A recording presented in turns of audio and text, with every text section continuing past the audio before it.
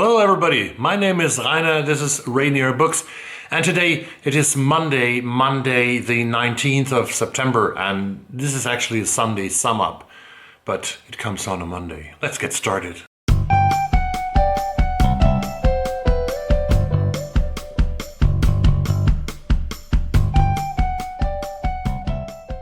So on Friday last week, the National Book Award came with its long list for fiction written in English, and it was a great long list. I liked it very much. It was a big surprise for many of us. I think none the less than 7 or 8 debuts were on that list.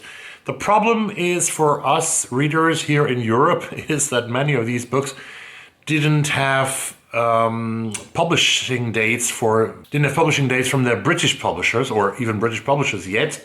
So we have to sort of get the American editions of these books, which makes them quite expensive for us, because the American editions, I saw the prices are quite high for many of the books, the 27, 28 American dollars. Here it's a 309 crowns for 3 of the titles each, which means that it's like 30 euros, which is quite a lot. Usually I pay 20 for books in hardcover here, or 22 maybe, and sometimes 23, 24, but 30 is really tough. And I'm still thinking about which books to buy and which books to read. This is the National Book Award. I started listening to, so I'm already in one of the books nominated on the long list for the National Book Award, and that is All This Could Be Different by Sarah Tankham Matthews. I'm listening on Audible, and here you can see the cover of the Audible version of the book. It's a very interesting story. It's very easy, listenable, and I can use it. I can train at the gym, and sometimes at the same time listen to that novel without getting much distracted, because you don't need that much concentration on the text, which is very beautifully written. I think it's a millennial novel, if you want to say so, about an immigrated woman into the United States. It's maybe like the author. She's coming from India. She has her roots in India, and she's now living in the States and working in Milwaukee, Wisconsin, building up a circle of friends and these people and their interactions and her loneliness in the beginning in Milwaukee. It's very beautifully description of the current young generation in America and maybe elsewhere around the world. I'm about 1 hour into that book now, and 9 hours to go for me. So I don't know yet what I will read of the other books. I absolutely want to read Shutter. I absolutely want to read Nobody Gets Alive Out of Here, about the short stories about Alaska. These 2 books are very high on my list, and I probably will have to order them no matter the price. The books that I'm reading currently are still the same. Still the same. Bob Seger and the Silver Bullet Band. It's still Night of the Living Rest, where I just read one more story in the last week, and that was the 3rd story of the collection Get Me Some Medicine, and I liked it, not as much as the 2 first ones. I'm still reading Helen Gone by Sam Wiebe, the 3rd novel in the Dave Wakeland detective series, and as Nathan Ripley, a guy I don't know, has said, the best crime writer in Canada.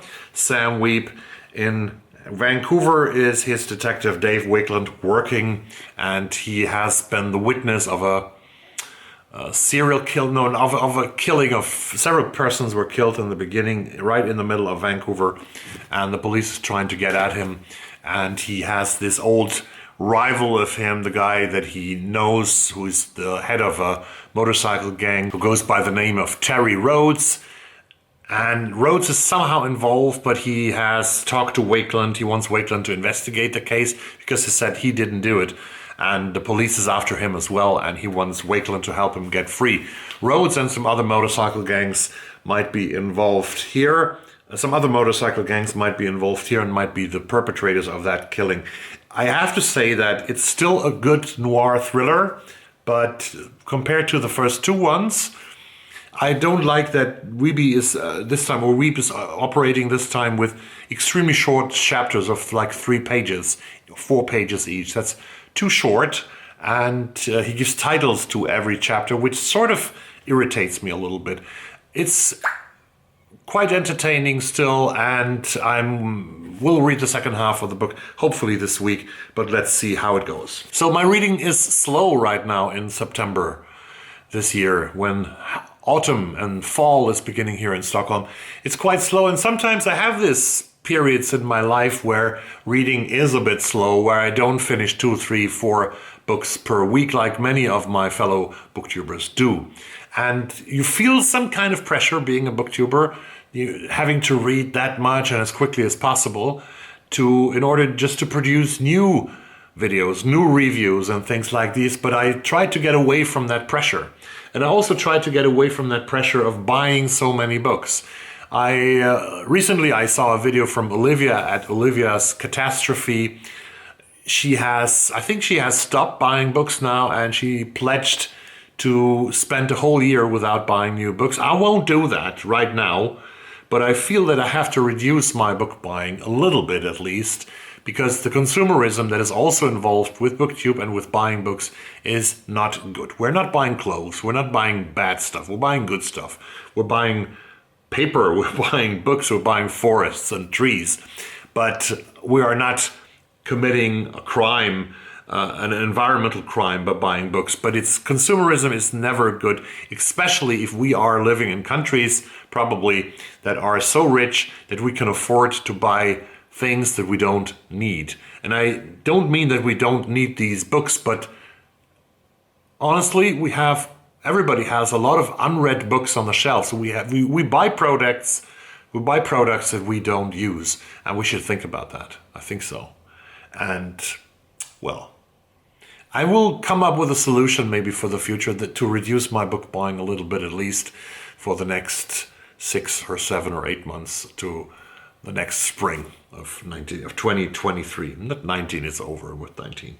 We're in 20 something. The elections in Sweden have been passed, and the elections were last week. I told you that the populist far-right Sweden Democrats were the winner actually of the elections. They are the strongest force now in that bunch of parties that is going to stand behind a new government. And it looks like today that there will be a minority government by the Conservative Party together with the Christian Democrats and maybe also the Liberals. But the Sweden Democrats, the far-right Sweden Democrats, they will just elect the Prime Minister and the government, but they won't take part in the government.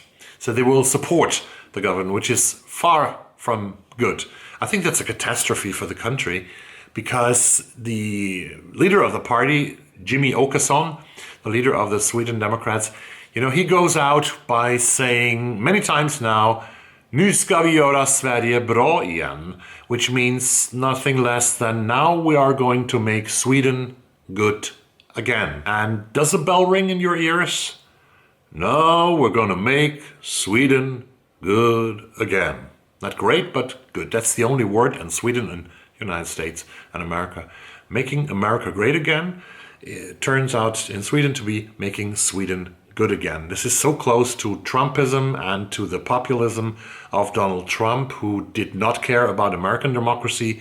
And I wonder if Jimmy Åkesson and his party is really caring about Swedish democracy. We'll see. They have a program that is very smart in a way, because it has sort of edged out all the big problems, the issues that they had earlier in earlier versions. So now they seem to be a normal party, but still they are very much against immigrants, and they are trying to be for law and order, which is in general not bad, but to enforce law and order, it's not only police that is needed, it's also a lot of civil work in the civil society that's necessary, with better schools and better education for those who are poor and who live in impoverished suburbs and who don't have a chance to live a real life, to give them better opportunities, better idols, and to sort of support them whenever they're sort of losing the path that's leading them into a better future for themselves. So we need a lot of social work, not only police, not only force, not only prison. That's not the solution. We see that in America, a country with the greatest number of people who are incarcerated in prisons, but still the crime rate is as it is. It's a very high crime rate compared to other countries. But that's about the election here in Sweden, which I think many are interested in. We'll see how that goes. And then I'm watching a lot of television. I'm watching with my daughter, we're watching Breaking Bad. She's watching it for the first time. I'm watching it for the second time. We're already in season 5, the last season, pretty much before the conclusion now. And I have to say, watching Breaking Bad with Bryan Cranston as Walter White, with Aaron Paul as Jesse Pinkman, and many other great actors, Bob Odenkirk as Saul Goodman, of course.